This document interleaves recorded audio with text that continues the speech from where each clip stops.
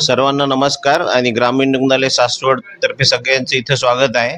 तर इथं आपण नाही का आज जे जमलेलो आहेत आपण याच्यामध्ये ना की आपल्याला एक प्रोग्राम दिलेला आहे. तर त्यामध्ये आपल्याला टीबी मुक्त भारत अभियान असा एक शासनाने एक उपक्रम सुरू केलेला आहे. त्यामध्ये आपल्याकडे जे टीबीचे पेशंट असतात तर त्यांना आहारासोबत औषधी पण घेणं महत्त्वाचं आहे. औषधी आपण आपल्या लेवलला देतो, पण औषधी नुसतं देऊन ते उपयोग होत नाही. तर पोषक आहार पण त्यांना तेवढाच महत्त्वाचा असतो.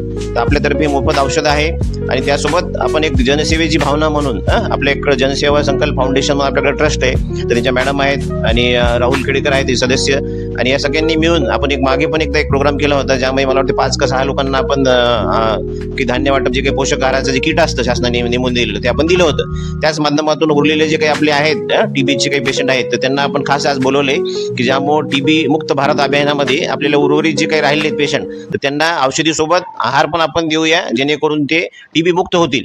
एक बर्डन असतं सोसायटीवर की ज्यामुळं त्या पेशंटला मग खर्च होतो. आता त्या औषधीचा खर्च शासन पुरवतं, पण त्यासोबत आहार पण तेवढाच महत्त्वाचा आहे. कारण पोषक आहार घेतला तरच त्याची जी काही आरोग्य चांगलं राहील आणि मग समाजाला त्या कुटुंबाला यापासून जी काही वेदना झालेल्या असतात काही कारणामुळे तर त्यापासून कुठेतरी मुक्ती मिळेल. या भावनेतून जनसेवा संकल्प फाउंडेशनने एक पाऊल उचललं. त्यांचं आपण अभिनंदन करूया की जेणेकरून त्यांनी इतक्या रुग्णांसाठी ही व्यवस्था केलेली आहे. आणि आपण या माध्यमातून ग्रामीण रुग्णालय सासवडतर्फे ते पेशंटतर्फे आणि सर्वसामान्य त्यांचे आपण आभार मानूया आणि आपण त्या रुग्णांना वैयक्तिक आपण प्रत्येकाच्या हस्ते आपण ती किट देऊया जेणेकरून ते टीबी मुक्त होतील. आणि त्यांना एक विनंती राहील की त्यांनी आपल्या घरच्यांना पण या बाबतीत अवगत करावं. हे टीबी असा आजार आहे की 100% जर तुम्ही औषधी पूर्ण केले न चुकता तर ते पूर्णपणे बरा होतो, पण काही कारणामुळे आपण जर ती औषधी मध्येच थांबवली तर मग त्याला उपचार करणं अवघड होऊन जातो आणि मग तुम्ही दुसऱ्यांना पण तो आजार पसरवता. थुंकी वाट की मग दुसरे काही नसतात, फुफ्फुसाचा पण असतो आणि इतर अवयवांचा पण क्षयरोग असतो. असं नाही की फक्त फुफ्फुसाचा क्षयरोग होतो. तर फुफ्फुसाचा क्षयरोग थुंकी वाटे पसरतो. तर ती जर औषधी वेळेवर नाही घेतली आणि पूर्ण जर नाही कोर्स केला तर मग त्याचा धोका जास्त संभवतो आणि तो सगळीकडे पसरतो, बाकी अवयवांना पण होऊ शकतो आणि मग गंभीर आजारी होत होतो. तर ते होण्याच्या आधीच आपण जर ट्रीटमेंट पूर्ण केली आणि त्यासोबत आहार जर व्यवस्थित घेतला तर 100% टीबी आपल्याला मुक्त करता येईल. जे की शासनाचं घोषवाक्य की टीबी मुक्त भारत अभियान त्याला आपण 100% सगळ्यांनी प्रतिसाद द्यावा. आणि इथं काही जे स्क्रीनिंग होतात आम्ही पण ज्याला डायबिटीज आहे नाही का, ज्याला काही 60 वर्षाचं ज्याचं वय आहे की त्याच्या घरात टीबीचे पेशंट आहेत आणि काही कारणामध्ये संपर्क आलेला आहे, अशातला भाग नाही की सगळ्यांनाच होईल, पण ज्याची रोगप्रतिकारक क्षमता काही कारणामुळे कमी झाली असती त्यांना जास्तीत जास्त शक्यता असते तो टीबी होण्याचा आजार.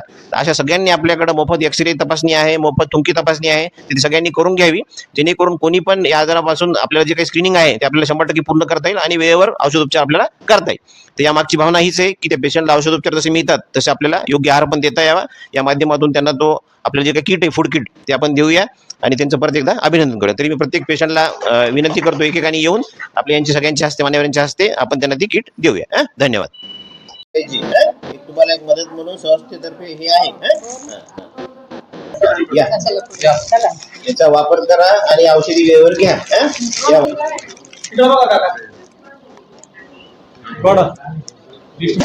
तर सगळ्यांनी घेऊन थोड्या वेळ थांबा, आपण एक समोर फोटो काढणार आहे पुढं. सगळ्यांनी घेऊन इथं बसून घ्या साईडला. आपण पुढचे कोण आहे